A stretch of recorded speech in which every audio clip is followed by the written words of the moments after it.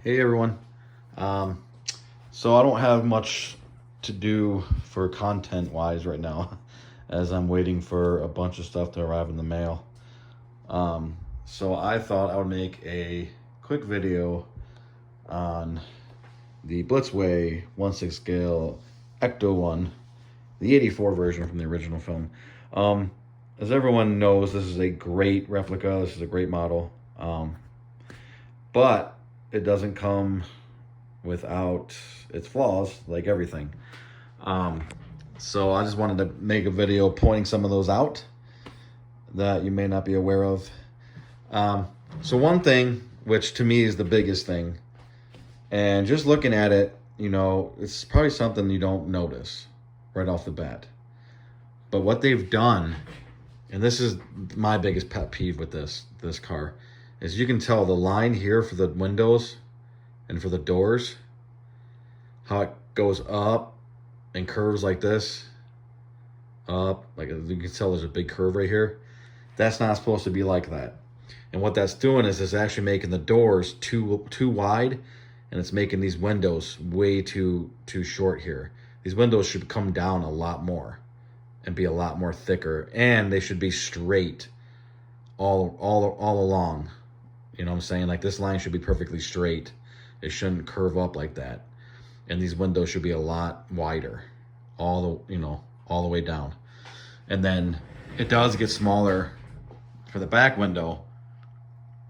Matter of fact, looking at the pictures, if you ask me, this window should actually be a little skinnier. Like this should come up a little more, and this should definitely come down a lot more. And without the curve, it should be a straight line, and the window should be a lot thicker. So that's one thing that I noticed right from the get-go when I got this car. But obviously this thing is so badass, I can oversee that. But that is a little pet peeve of mine with this car. The next thing is there's no chrome on the bottom. There should be a chrome like running board right here. And most Ecto 1 models always miss this. But from this door all the way to the back here, this all should be chrome right here. I actually thought about buying a piece of like steel or chrome, cutting it and just sticking it on there. I still might do that now that I'm talking about it. Now I really want to do it. I'm talking about it. So that's another thing that I've noticed that this car does not have. Again, these are nitpicks. I'm in no way saying that this car sucks, but these are just nitpicks that you may not be aware of. Another thing that I've always noticed, this sniffer right here, I think it's called a sniffer, but these sniffer tubes, they should be a lot longer and skinnier. They're a little fat and chubby and stubby, but these definitely should be skinnier, longer, and also this whole piece should come up higher. It's a little short. On top of that, this rectangle piece right here should be like a light gray color. This shouldn't be all white on this piece here. Another thing is this antenna pole here. This should be taller as well. And when this came stock, this was all black. I painted it white like it should be, but this should have been white as well, as it came out of the box. But yeah, so this should be white and also taller. This should be taller, gray here. These should be longer, a little skinnier. Again, are you gonna notice that, like just looking at it? No.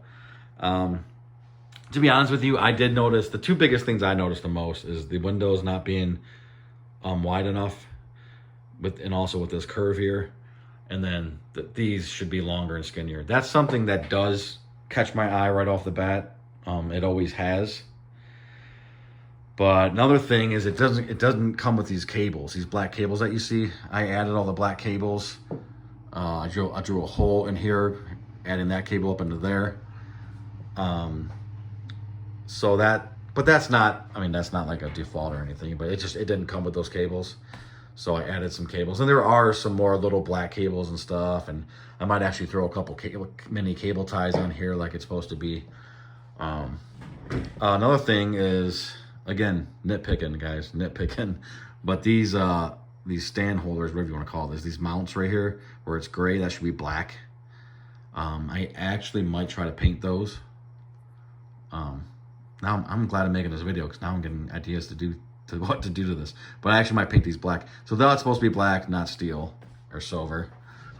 And of course, all the chrome should be more brighter, lighter, reflective chrome.